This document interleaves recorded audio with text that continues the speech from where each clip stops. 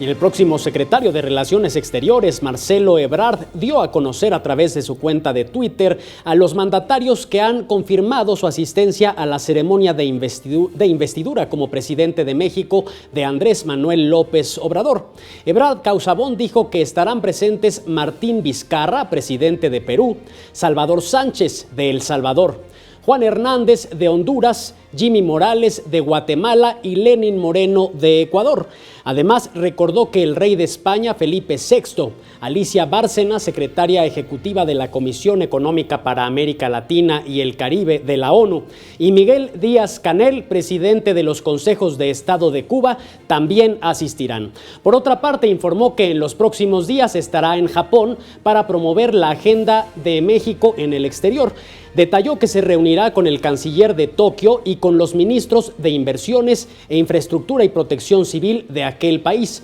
además de participar en el Foro de Ciencia y Tecnología Science and Technology in Society.